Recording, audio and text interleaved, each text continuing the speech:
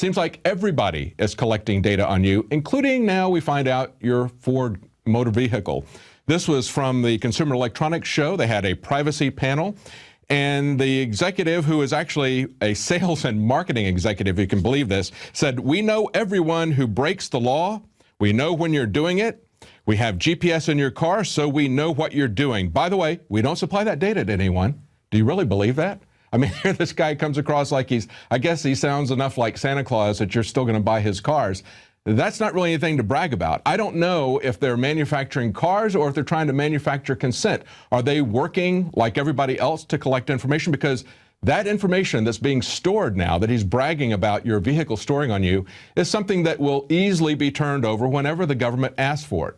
A third party like Ford Motor Company is not going to protect your privacy. They have no interest in protecting your privacy. When the government threatens them or even politely asks them, they will, to curry favor with the government or to avoid penalties, turn over anything and everything they have on you. And that means that they're going to use that to tax you. They're going to use it to harass you. They're going to use it as a pretense to raise your insurance rates to the points where you're not going to be able to drive anymore. You're going to have a self-driving brand new car from Ford Motor Company, because otherwise it's going to be too expensive and all the traffic tickets that you get.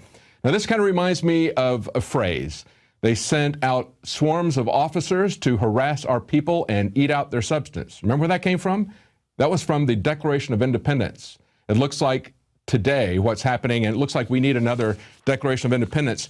Now, in more NSA news, if you remember, Larry Klayman had an impressive win at a court. We had an honest judge, District Judge Leon, ruled that the NSA was, in fact, violating the Fourth Amendment, and anybody who reads the Fourth Amendment knows that they're violating that Fourth Amendment.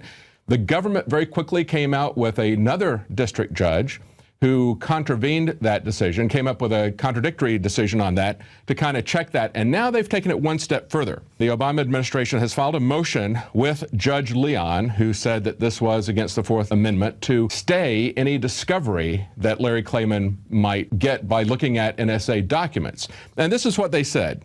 Even if the mere collection of information about plaintiff's communications constitutes a Fourth Amendment search, conclusively resolving the reasonableness of that search ultimately could risk or require disclosure of exceptionally sensitive and classified intelligence information regarding the nature and scope of the international terrorist threat to the United States and the role of the NSA's intelligence gathering activities have played meeting that threat. Well, look at the very beginning of that. They say even if the mere collection of information, that's what the Fourth Amendment is there to keep from happening, is to make sure that you're going to have privacy in your person, in your place, in your papers. Look at the definition of what unreasonable is. You know, we see these words change over centuries, over decades, whatever. We see that they gradually migrate.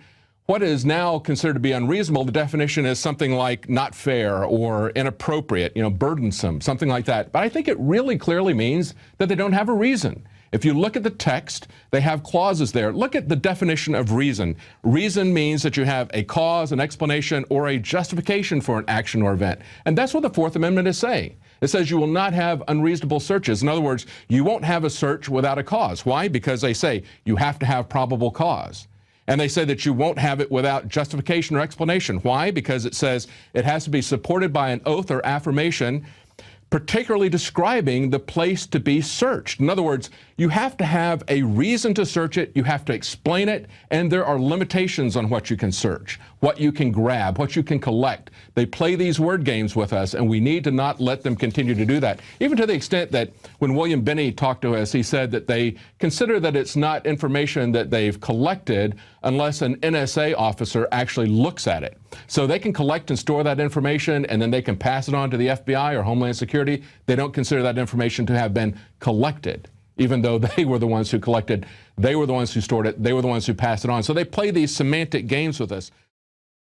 Symbols are powerful, and the globalists have hijacked the symbols of America. They've turned them into their own symbols. Well, we are restoring the idea of the true republic, not the counterfeit globalist empire, by promoting the icon George Washington and others. That's why we're rolling out an 100% made in America line of incredible pro-liberty apparel. We are repopularizing liberty.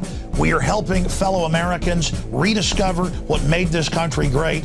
We are the spirit of 1776. We are 1776 worldwide. We are all brothers and sisters in arms in the animating contest of liberty in the long march towards humanity's ultimate destiny of freedom.